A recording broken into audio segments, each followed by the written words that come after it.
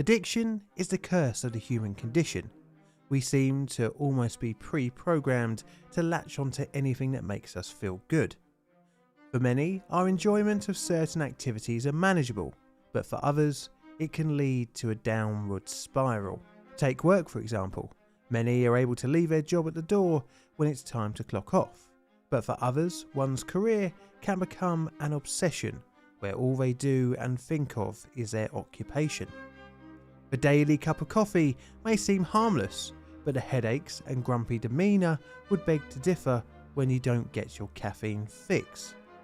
Because we as a species are so susceptible to addiction, scientists have sought out to find out why. One such study towards the end of a very drug-influenced 1960s would seek out to find out why we seem to fall so hard when it comes to substance abuse. After all, we are faced very regularly with the risks of drug use and addiction, and yet so many don't heed the warnings. The experiment, rather than studying human addiction, would focus on the animal kingdom, and would make use of a bizarre contraption that allowed monkeys to self-administer highly addictive substances such as cocaine, amphetamines and opiates. The experiment would result in terror for its subjects, where overdose, bodily disfigurement and mental anguish were just some of the outcomes. But the results would only end up proving the obvious, that addictive drugs are addictive. And as such, the study would go down in infamy for its unethical use of its test subjects. My name is John, and today we're looking at the 1969 self-administration of psychoactive substances by monkey study, better known as the 1969 monkey drug trials. You're watching The Dark Side of Science.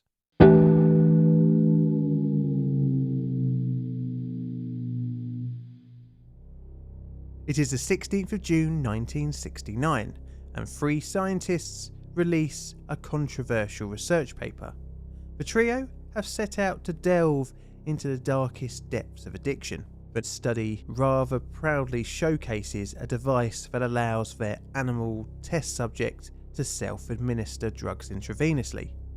But our story starts many years before the controversial study with the budding career of Maurice Seevers.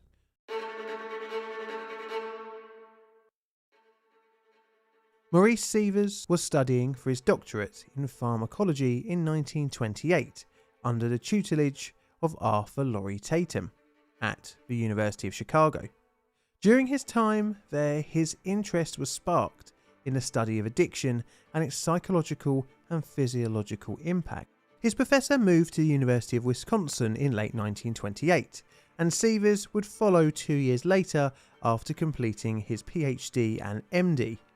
During his time with Tatum, the two studied opiates, cocaine, and novel barbiturate sedatives. During the late 1920s, Seevers would release several papers supporting a new theory of opiate addiction. His experiments to support his theory involved testing on dogs, cats, and monkeys to explore the phenomenon of psychological tolerance and how it is linked with physical dependence. This theory was coined as dual action theory. Knowing that human addiction is linked to the high of the drug and the aversion from withdrawal, Seevers took on the suggestion from Harry Harlow that addiction in animals is a delayed condition response, where animals learn to associate the administering of the drug with positive sensations. Seevers combined Harlow's suggestion with his own theory of addiction, as euphoria from the drug combined with relief from withdrawal. In order to create addicts in his experiments, Seevers employed a 7-day dosage schedule, with only a large enough dose to create a small reaction from the subject. The dose was incrementally increased, and it was found that after a month, noticeable behaviours were exhibited by the subjects, such as excitement when it was injection time. The subjects would even show subdominant body languages towards the administrator. During this period, of the 1930s, Seevers developed a scale to quantify the effects of withdrawal in his subjects, which by now included dogs, rats and monkeys. This included noting certain behavioural traits, such as clutching at the stomach and chasing the hand holding the hypodermic needle before administration. During the 1930s, the National Research Council set out to try and find a non-addictive morphine derivative, which pushed Seevers' studies into the forefront and also helped out with funding. But as the 1930s drew to an end, and the decade gave way to the 1940s, this search would be put on the back burner due to the Second World War, and as such, this affected Seevers. During the 1950s, Seevers' research was becoming less relevant, and as such, he sought out to revamp his experiments to try and simulate the more behaviour-driven model of addiction. Instead of a regimented single daily dose model, Seevers set out to mimic a more human form of dosage, for example, multiple doses in one day. He would also further modify his experiments to allow the animals to self-administer, and that leads us onto the infamous monkey drug trial.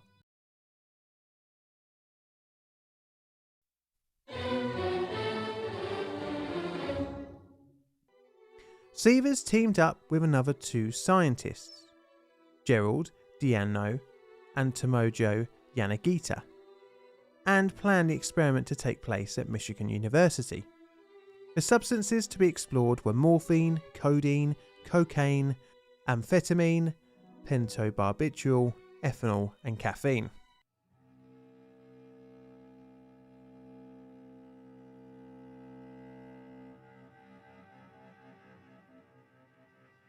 The experiment set out to explore drug addiction of non-physiological substances, i.e. drugs that don't give you a physical withdrawal but can cause psychological addiction. At the time, being able to model this type of addiction was difficult when working under Seevers' dual action theory of euphoria of the drug and fear of the pain of withdrawal, as drugs such as cocaine don't create a physiological addiction but are very reinforcing in humans, leading to a psychological dependence. In order to test this, a method of self-administration was needed, and this had already been tested on rats in 1962 by a scientist called Weeks. Weeks had pioneered a method of conditioning rats to self-administer morphine with the use of a lever which delivered a dose intravenously to the animal. Interestingly, the animal would continue to self-administer the drug, maintaining a dependent state, similar to the way in which a human addict would do so. Another study in 1964 by Thompson and Schuster also employed intravenously delivered morphine, but in monkeys that had been restrained. This study set out to see the reinforcing capabilities of morphine versus food, but they didn't look to see if they could produce an addict from just a spontaneous lever pull. For Seevers' new study, this method would be used as a basis for a drug delivery in monkeys, but with a wider variety of drugs. Crucially, the new experiment would try and find if after the first injection of any drug by spontaneous lever press, would the participants continue to seek reinforcement by increasing the number of lever presses and maintain a pattern of self-administration over longer periods of time. Thus, if a continued behavioural pattern of self-administration was observed, then a psychological dependency could be demonstrated. Each monkey was housed in a small cubicle, 36 inches high, 30 inches wide and 26 inches deep. The floor had a mesh screen with a pan underneath that facilitated ease of cleaning, with it being flushed every 4 hours. There is also a panel with two switches mounted on the back wall of the cubicle.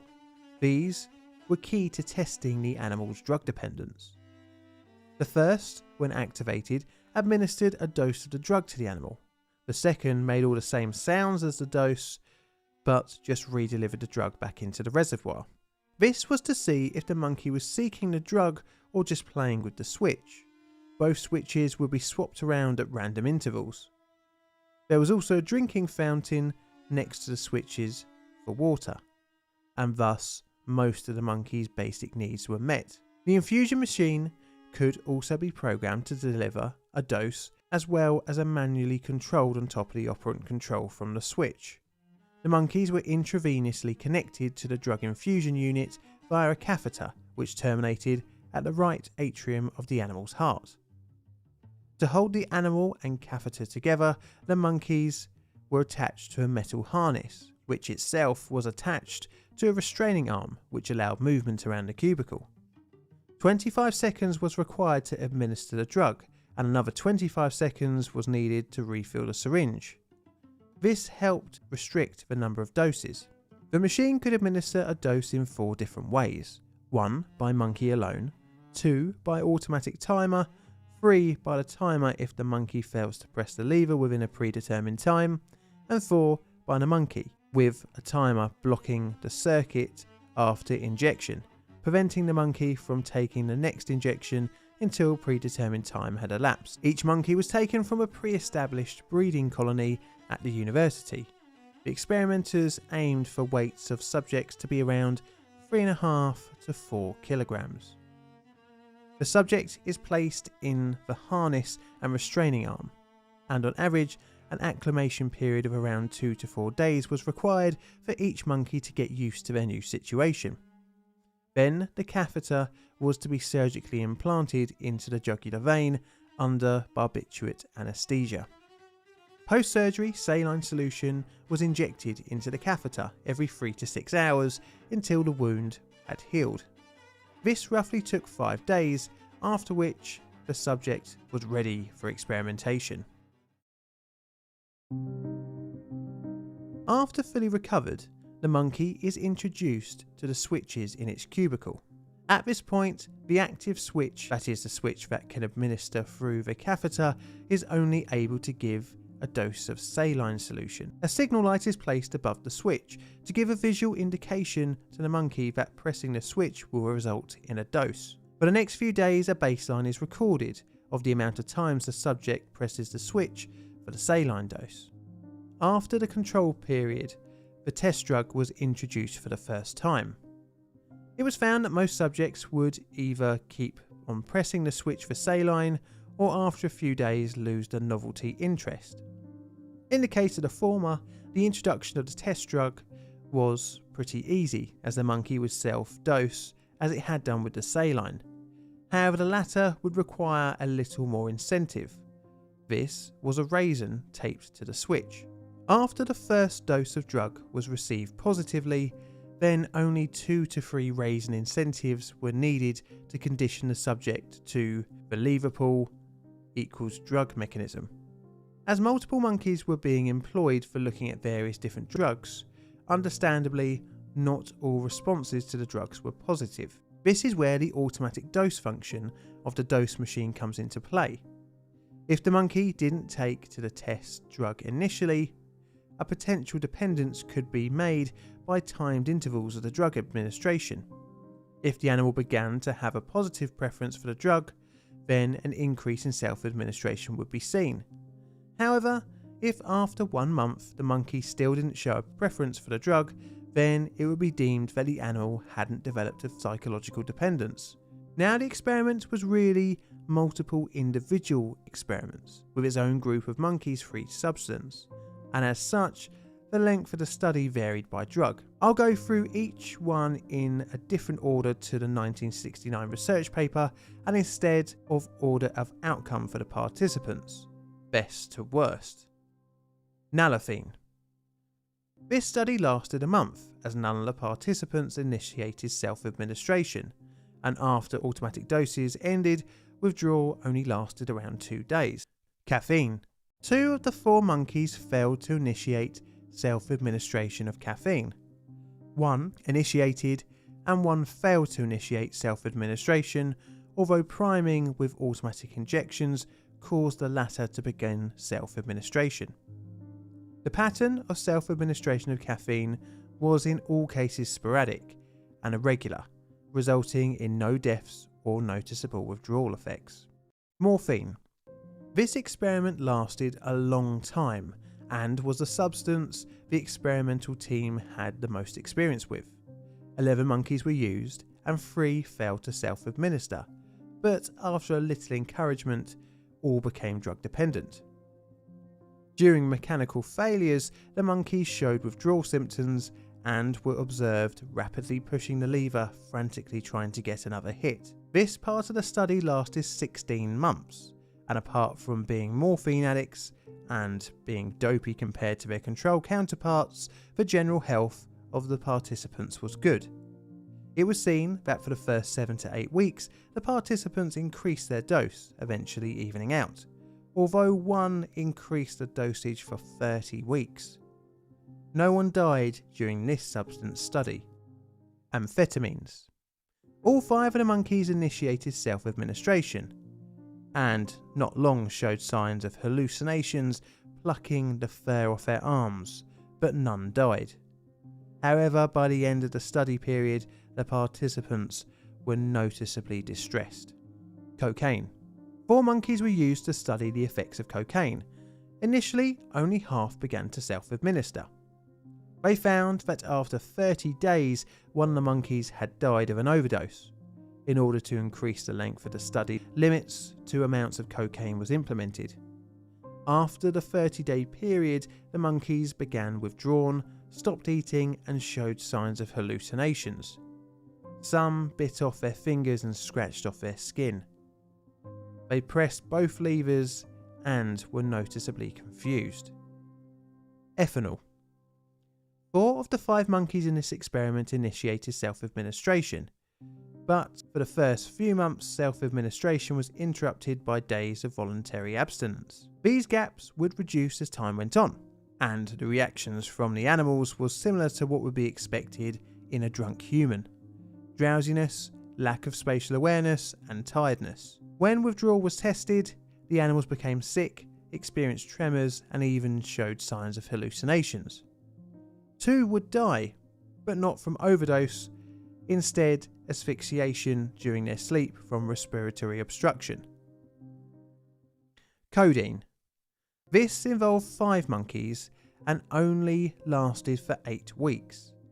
4 started self-administration, with only 1 needing to be initiated by the use of the automatic doses. The dose rate increased as each subject continued to self-administer, but after 6 weeks the first monkey died due to convulsions because of overdose, and by week 8 all of the others were dead, also from severe convulsions. Now the experiment highlighted some interesting results, because previous experiments had made use of psychologically dependent animals, i.e. they had been exposed to the substance via operant conditioning. The 1969 study, however, by using non-psychologically dependent animals who were naive to the effects of the drugs, showed that addiction in this case was chosen by the subjects to keep themselves under the influence, much like how humans can continue their dependency even after the face of negative ramifications such as familial, social and monetary problems stemming from their addiction, although a course of withdrawal also acts as punishment for not continuing to take the drug. What they also found was that not all monkeys began self-administration and needed the automatic doses to become hooked. This shows that some are more predetermined for addiction than others, much like in humans. By making use of cocaine and amphetamine in the study, it was shown that addiction is more likely caused by a psychological rather than physiological means, as both these substances don't create a physical dependence. Now these results are very interesting and help provide a greater illumination of drug addiction, but it was controversial, not in its results, but in its method. The experiment isn't cited in multiple most unethical studies lists for a reason. Now I did mention Harry Harlow earlier in the video, and the criticism of this study and Harlow's work follow pretty much the same lines. That is the unethical use of animals, where they essentially were tortured and killed during the experiment through the creation of long-term drug exposure.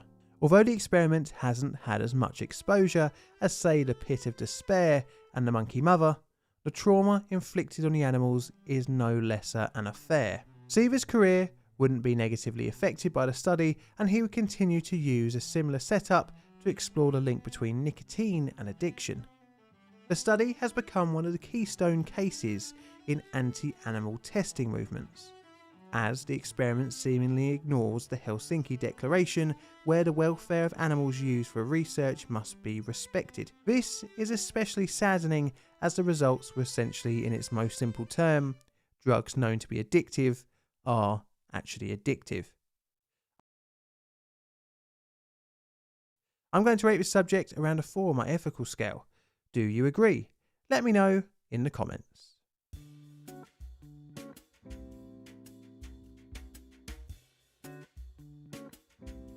This is a Plain Difficult production.